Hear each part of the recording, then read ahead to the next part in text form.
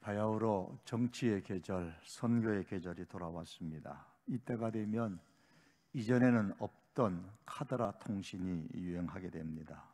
실제로 어떤 사람이 어떤 이야기를 했는지에 대한 그런 구체적인 사실보다는 이렇다 카더라 저렇다 카더라라는 이야기가 난무하게 됩니다.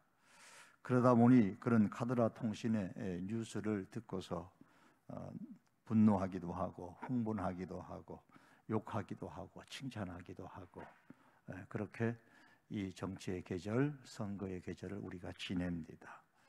이럴 때일수록 원본, 진짜가 무엇인가라는 것이 중요합니다. 창세기 3장 17절의 말씀에 보면 쉬운 성경 번역에 이런 말씀이 나옵니다. 하나님께서 아담에게도 말씀하셨습니다. 너는 내 아내의 말을 듣고 내가 먹지 말라고 한 나무의 열매를 먹었다. 하나님이 아담에게 지적하는 겁니다. 하나님께서 지적한 아담의 잘못이 무엇입니까? 원본은 확인하지 않고 아내의 말을 들었다 그랬습니다. 나무, 선과 악을 알고하는 나무의 열매에 관해서는 원본을 잘 듣고 원본을 중요하게 여겨야 되는데 아담은 그렇지를 못했습니다. 그 원본이 뭡니까? 창세기 2장 17절에 나오는 말씀이죠. 선악을 알게 하는 나무의 열매는 먹지 말라. 내가 먹는 날에는 반드시 죽으리라. 이것이 선악을 알게 하는 나무 열매에 대한 하나님의 말씀의 원본입니다. 그 원본을 단지 사랑하는 여인이, 사랑하는 아내가 내게 들려준 말이다 라는 그 이유 때문에 아내의 말을 듣고 선악을 알게 하는 나무 열매를 아담이 먹은 것이 큰 잘못이었습니다. 카더라 통신이 난무하는 이 정치의 계절에 원본이 뭐냐라는 분별하는 지혜가 우리 국민들에게 또 우리 성도들에게 필요하고, 특별히 신앙생활에서도 원본의 중요성을 우리가 다시 한 번 더 기억하셔야 됩니다. 원본이 되는 하나님의 말씀을 기억하는 것이 대단히 중요합니다.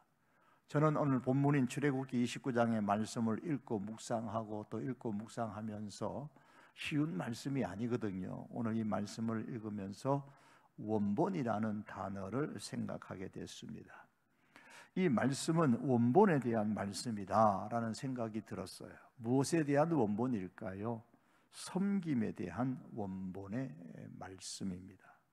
본문 말씀은 겉으로 읽어보시면 제사장 위임식에 관한 말씀입니다.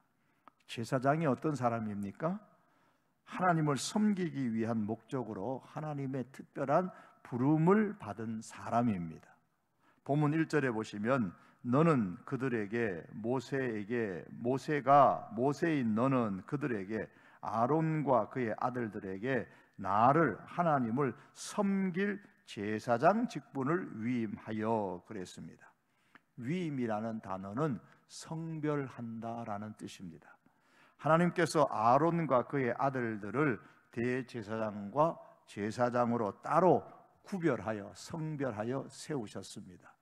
그렇게 성별하시는 목적은 나를 섬길 제사장 직분, 하나님을 섬기도록 하기 위해서입니다. 하나님께서 이스라엘 백성을 출애굽시키셨어요. 출애굽시키실 때에 하나님께서 모세를 통해서 바로에게 뭐라고 하셨습니까? 나를 섬길 백성이다 그러셨어요. 그리고 이제 출애굽시킨 다음에 드디어 시내산 아래에서 하나님을 섬기도록 하나님께서 가르쳤습니다. 그러므로 제사장 위임식에 관한 이 말씀을 통해서 우리는 섬김의 그 원본을 발견할 수 있어야 합니다. 그런데 아주 엄밀하게 말하면 오늘 본문의 내용은 오늘 저 같은 목사나 여러 성도들에게 해당되지 않는 말씀이에요.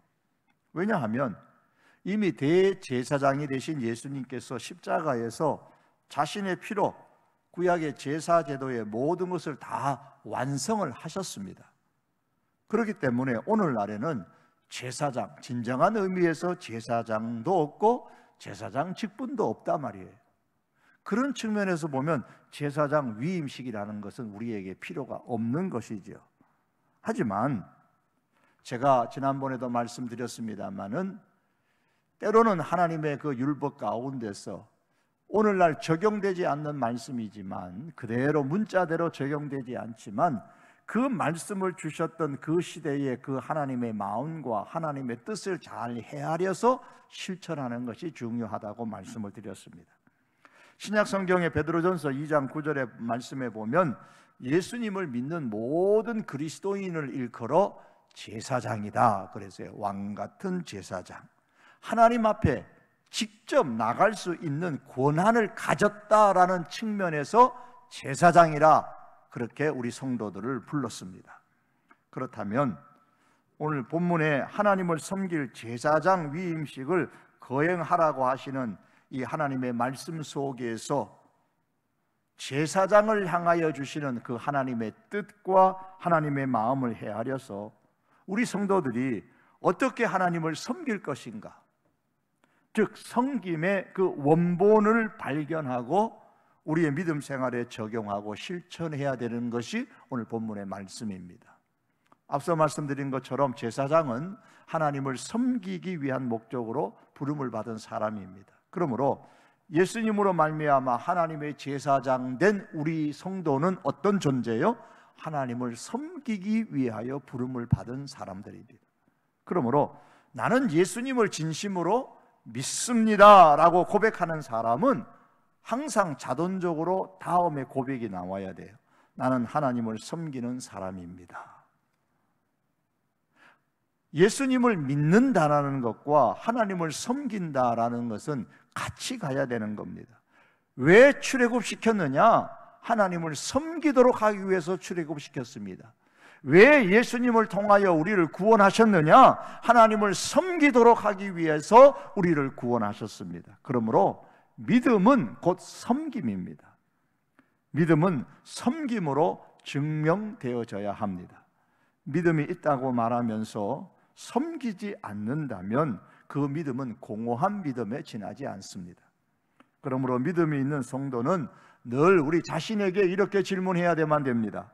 내가 하나님을 위해서 무엇을 할 수 있을까? 여러분, 하나님을 위해서 무엇을 하고 계십니까? 어떤 분들은 나는 하나님을 위해서 아무것도 할 수 있는 것이 없어 라고 말씀하시는 분, 생각하시는 분이 계십니다. 6개월 훈련받은 유모 강사가 있었습니다. 이름이 장모 씨인데 실제적인 인물입니다. 이 글을 쓸 당시에 그분의 나이가 68세, 시각장애인 1급이었습니다. 처음에는 이제 유모 강사로 훈련받고 난 다음에 처음에 무대에 서는 것이 참 두려웠습니다. 유머로 무장한, 지금은 복지관 어른들을 울리고 웃기고 하는 최고 스타 강사로 변신했습니다. 이 훈련을 받는 신입 회원들이 물었습니다.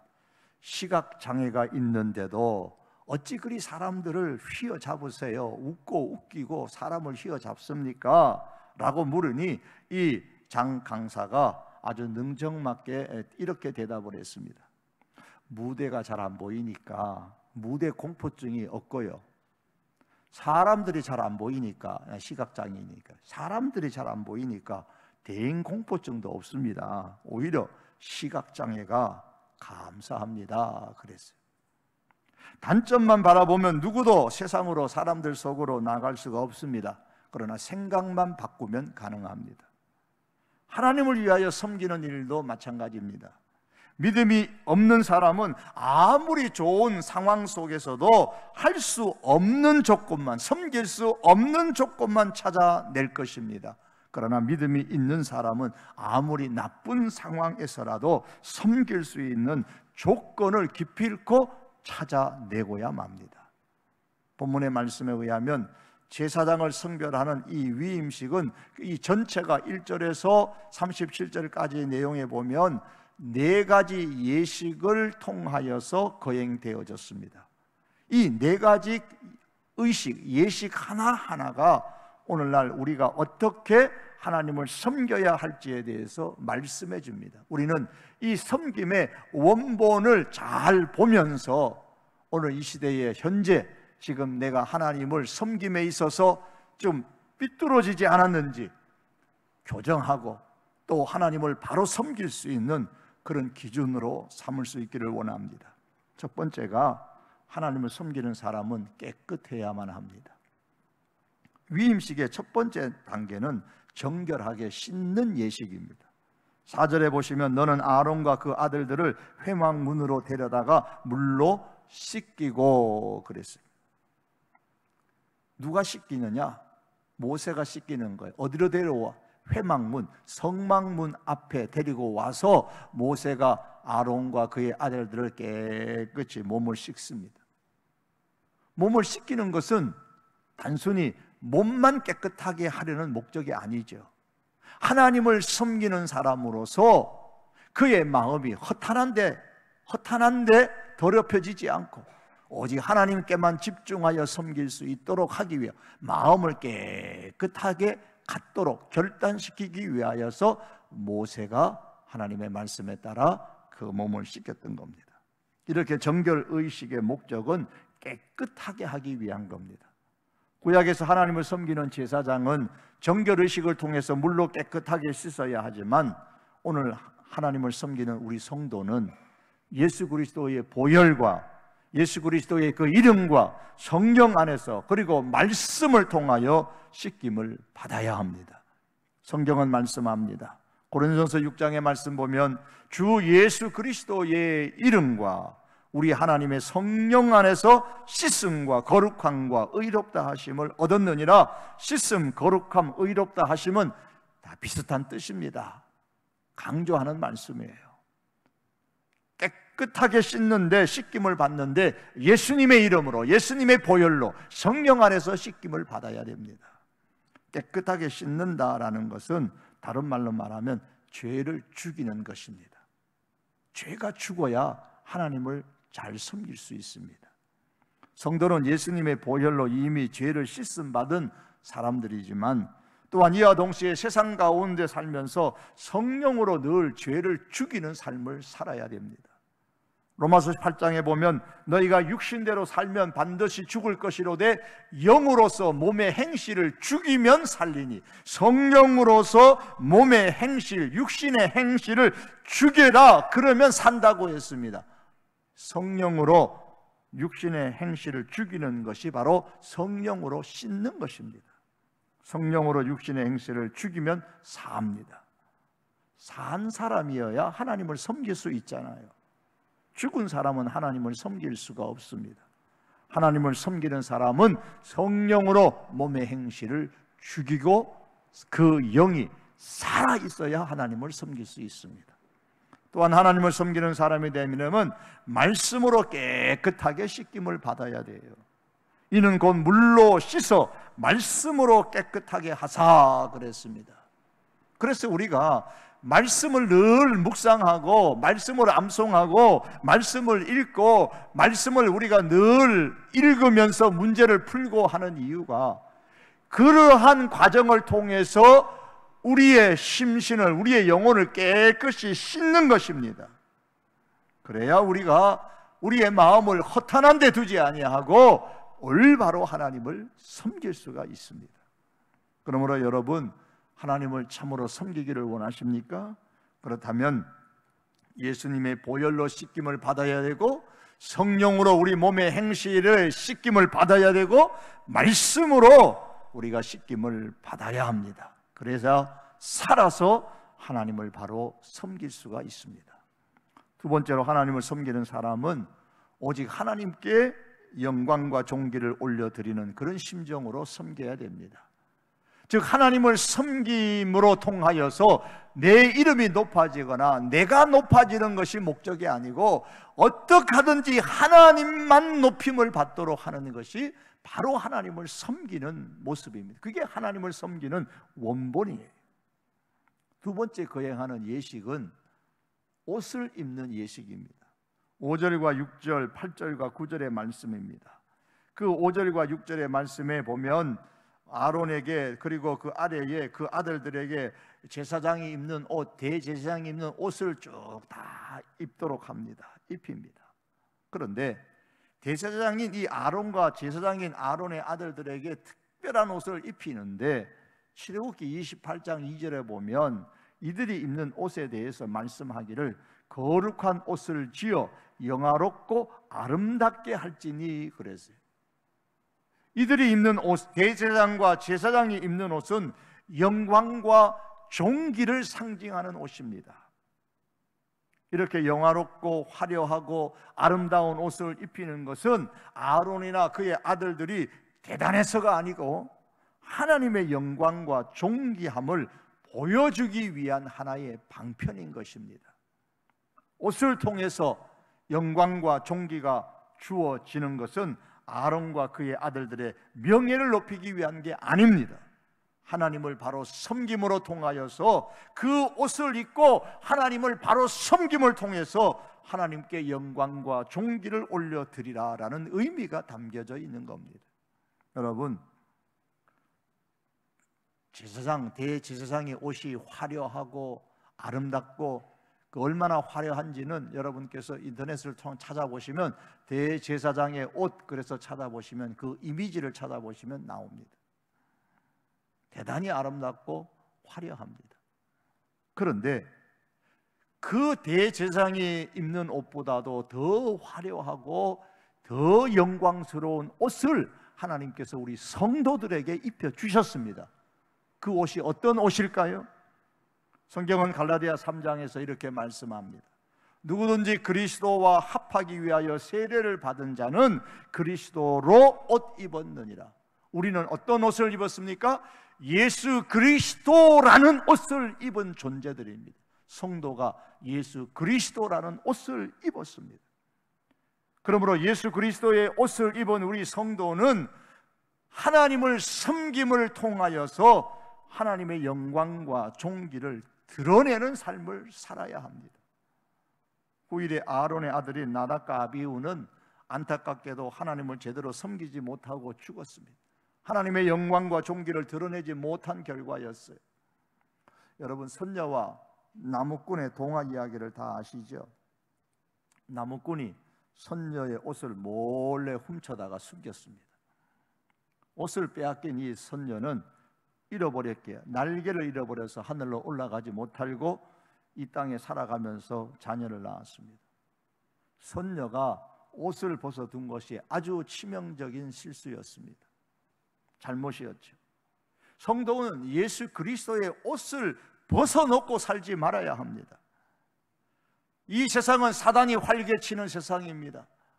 예수 그리스도라는 옷을 우리로부터 빼앗고 숨기고 훔치려고 애쓰는 것이 바로 사단입니다. 그러므로 성도인 우리는 예수 그리스도라는 이 옷을 함부로 벗어두지 말아야 합니다. 직장에 가실 때도 예수 그리스도라는 옷을 입고 가셔야 되고, 사회에 가실 때도, 또 나가서 활동할 때도, 학교에 갈 때도 항상 예수 그리스도라는 옷을 입고 나가야 됩니다. 가정에서도 예수 그리스도라는 옷을 입고 계셔야 됩니다. 예수 그리스도라는 옷을 입고 일하고, 예수 그리스도라는 옷을 입고 공부하고, 예수 그리스도라는 옷을 입고 가정생활을 하고 사회생활을 하면서 하나님께 영광과 존귀를 올려드리는 존재, 바로 이것이 하나님을 섬기는 거요, 이것이 바로 하나님의 사람의 목적입니다. 세 번째로, 하나님을 섬기는 사람은 육체의 욕심을 따르지 않고 성령의 인도하심에 순종하면서 살아야 합니다. 세 번째로 거행된 예식은 관유를 붓는 예식입니다. 7절의 말씀 보시면 관유를 가져다가 그 머리에 부어 바르고 그랬습니다. 관유라는 것은 향기름으로 만든 기름을 말하는데, 하나님의 일을 섬길 목적으로 세움을 받은 사람에게 이 관유를 붓는 예식을 행했습니다. 이후에 이스라엘 역사 가운데 선지자나 왕에게도 이렇게 관유를 머리에 붓기도 하고 몸에 바르기도 했습니다. 7절에 잘 보시면 그 머리에 부어 바르고, 어디에 바르느냐? 몸에는 바르고 머리에는 붓습니다. 많은 학자들은 대제사장인 아론에게만 머리에 관유를 붓고 다른 제사장들에게는 그냥 관유를 몸에 발랐다라고 많이 말합니다만, 제가 볼 때는 대제사장과 제사장 모두가 관유를 머리에 붓기도 하고 몸에 바르기도 한 것으로 보입니다. 왜냐하면 출애굽기 28장 41절에 보니까 너는 그것들로 내 형 아론과 그와 함께한 그의 아들들에게 입히고 옷을 입히고 그들에게 기름을 부어 그들이 누구냐면 그에게, 아론에게만 아니라 그들에게, 아론과 그의 아들들에게 기름을 부어 위임하고 그랬기 때문입니다. 또 출애굽기 30장 30절에 보면 너는 아론과 그의 아들들에게 기름을 발라 그들을 거룩하게 하고 그랬습니다. 그래서 아론과 그의 아들들에게 기름을 머리에 붓기도 하고 그 관유의 기름을 몸에 바르기도 했습니다. 머리에 기름을 가득 부으면 그 기름이 머리에서 이렇게 흘러내려서, 우리 고대 한국 사람들처럼 이들은 수염이 많잖아요. 그 수염을 타고 아래로 이렇게 흘러서 옷깃을 적시게 됩니다. 아론의 머리에 기름 부음을 생각하면서 기록한 시편의 시인은 이렇게 표현을 했습니다. 머리에 있는 보배로운 기름이 수염, 곧 아론의 수염에 흘러서 그의 옷깃까지 내림 같고 그랬습니다. 기름을 아주 충만하게 가득 부으며, 그래서 옷깃까지 그 기름이 스며드는 것처럼 성령의 그 충만함이 우리의 성도의 마음 깊은 곳까지 흘러 들어가야 합니다. 기름 부음을 받은 자, 이 말에서 메시아라는 단어가 나왔죠. 메시아, 즉 그리스도, 예수님은 기름 부음을 받으신 분입니다. 성경은 예수님을 일컬어 표현할 때에 하나님께서 기름 부으신 거룩한 종 예수 그랬습니다. 하나님이 기름 부으신 예수님입니다. 또한 사도행전 10장 38절에 보면 하나님이 나사렛 예수에게 성령과 능력을 기름 붓듯 하셨음에 그랬습니다. 그랬더니 그가 두루 다니시며 선한 일을 행하시고 마귀에게 눌린 모든 사람을 고치셨다고 했습니다. 예수님은 성령으로 기름 부음을 받아서 충만했고, 그 성령의 충만함으로 하나님을 섬겼습니다. 그러므로 성도 여러분, 예수님을 믿는 우리 역시도 참으로 하나님을 섬기기를 원하면 성령의 충만을 사모해야 하고 성령의 기름 부으심으로 충만해야만 합니다. 우리 마음 깊은 곳까지 이 성령의 충만함의 기름이 흘러야 됩니다. 우리가 참으로 하나님을 섬기기를 원한다면 성령의 기름 부으심으로 말미암아, 이제 그 성령의 충만한 그 능력과 힘으로 말미암아 육체의 욕심을 따르지 아니하고 그때부터 성령의 인도하심에 따라 순종하며 하나님을 섬길 수가 있습니다. 성령의 기름 부으심으로 충만하여야 되는 이유가 바로 이것이에요. 육체의 욕심을 따르지 않고 성령의 인도하심을 받을 수 있는 그 힘이 바로 성령의 충만함으로 통해서 이루어지는 겁니다. 또한 성령으로 충만해야 될 또 한 가지 이유가 있는데, 그것은 지속적으로 계속 섬길 수 있기 때문입니다. 기름이 떨어진 그 차는 아무리 좋은 차라도 그 자리에 멈추고 맙니다. 성령의 기름이 다 소진되어 버리면 계속 하나님을 섬길 수가 없습니다. 우리가 하나님을 계속해서 섬기지 못하는 이유 중에 하나가 바로 이 성령의 기름이 다 떨어졌기 때문입니다. 성령의 기름이 떨어져 갈 때쯤 되면 그 섬김의 현장에서 나타나는 현상이 있습니다. 기쁨이 사라지게 돼요. 섬김이 오히려 아주 무거운 바위 덩어리를 내 어깨에 올려놓은 것처럼 힘이 듭니다. 그래서 이거 빨리 벗어버리고 도망가고 싶어집니다. 그래서 섬김이 중단되는 거예요. 그러므로 참으로 하나님을 섬기는 일에 육신의 욕심을 따라가지 아니하고 성령의 인도함을 받는 중에 중단 없이 계속하여 섬기고 싶다면 바로 우리가 성령의 충만을 사모해야 되고 늘 성령의 기름 부으심으로 충만해야 합니다. 이는 오직 끊임없는 기도를 통해서 가능합니다. 마지막 네 번째로, 하나님을 섬기는 사람은 자신을 먼저 살펴야 되고 헌신하고 하나님과의 연합을 이루어야 합니다. 마지막 네 번째 거행되는 예식이 제사를 드리는 예식입니다. 이 내용이 길게 기록되어져 있습니다. 제사를 위해서 준비된 제물은 1절의 하반절에 보시면 어린 수소 한 마리, 젊은 수소 한 마리, 그래서 수송아지입니다. 수송아지 한 마리, 흠없는 순양 두 마리, 그리고 무교병, 2절에 보시면 무교병과 무교과자, 무교전병입니다. 즉 누룩 없는 떡과 과자입니다. 제사는 먼저 수송아지를 가지고 속죄제를 드립니다. 그 다음에는 순양 한 마리를 가지고 번제를 드리고 나머지 순양 하나를 가지고, 그리고 누룩 없는 떡과 과자를 같이 가지고 화목제사를 드렸습니다. 이 속죄제는 위임받는 제사장이 자신의 정결에 관심을 갖도록 하는 겁니다. 죄를 다 속하는 제사입니다. 번제라는 것은 위임받는 제사장이 내가 하나님 앞에 헌신합니다라는 결단을 하게 만드는 제사가 이 번제입니다. 그리고 이 화목제는 위임받은 제사장들이 하나님과의 연합과 화목을 이루겠습니다라고 결단하는 제사가 바로 화목제입니다. 이를 볼 때에 오늘날 하나님을 섬기는 사람은 제일 먼저 자신이 정결한가, 자신에게 잘못이 없는가를 먼저 항상 살펴야 합니다. 하나님을 섬기는 사람은 남의 잘못을 보고 탓하는 사람이 아닙니다. 내 자신의 죄와 내 자신의 잘못을 먼저 볼 수 있어야 합니다. 타인의 티를 보기 전에 자신 눈 안에 있는 대들보를 볼 수 있어야 됩니다. 또한 18절의 말씀 보면 순양 전부를 제단 위에 불사르라, 이는 여호와께 드리는 번제요, 이는 향기로운 냄새다 그랬어요. 향기로운 냄새, 하나님이 기쁘시게 받으시는 제사다라는 말씀입니다.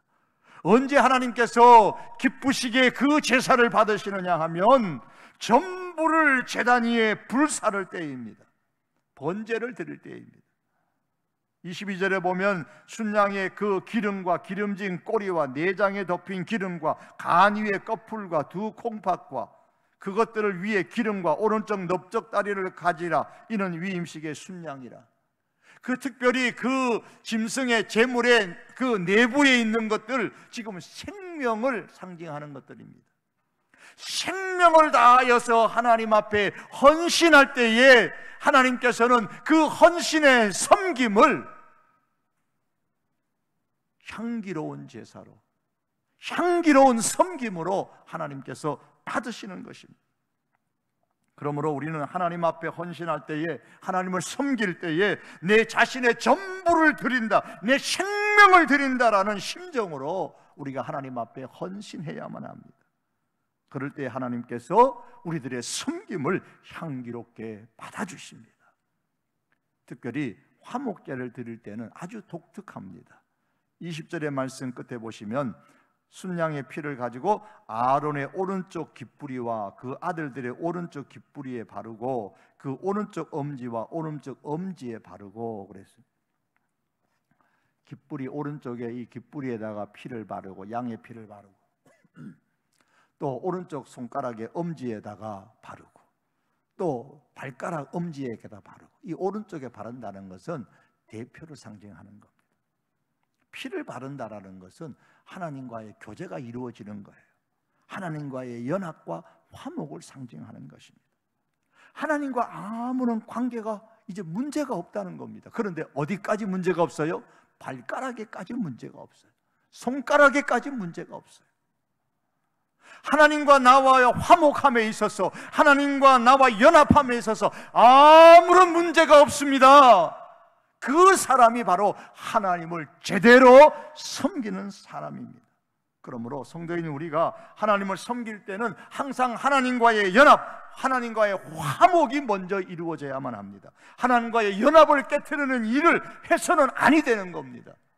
삶 속에서 하나님과의 연합, 하나님과 화목을 깨트리는 일을 하면서도 모르겠지, 사람은 모르겠지 하면서 하나님께 나와 하나님을 섬긴다면 그것은 향기로운 섬김이 될 수가 없습니다. 하나님과의 연합을 깨트리는 그 첫 번째는 하나님이 아닌 다른 대상에게 충성하는 겁니다.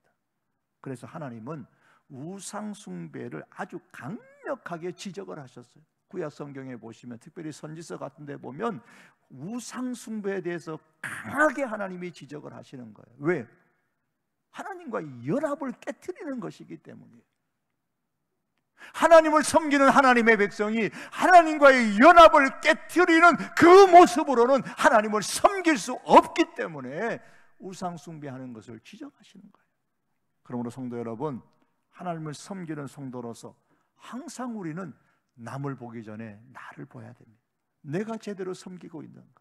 내가 하나님을 섬김에 있어서 부족한 것은 무엇이고, 내가 하나님을 섬김에 있어서 지금 잘못된 것은 무엇인가? 내 자신을 항상 먼저 살펴야 됩니다. 그래서 자신을 정결하게 해야 됩니다. 그리고 생명을 드린다라는 마음으로, 마음을 다하여 섬긴다는 마음을 가지고 하나님 앞에 헌신해야 됩니다. 더 나아가서 하나님과 연합하는 심령으로 하나님을 섬겨야 됩니다. 하나님과의 화목을 깨트리는 일을 하지 않는 모습으로 하나님을 섬기기를 바랍니다. 말씀을 맺겠습니다.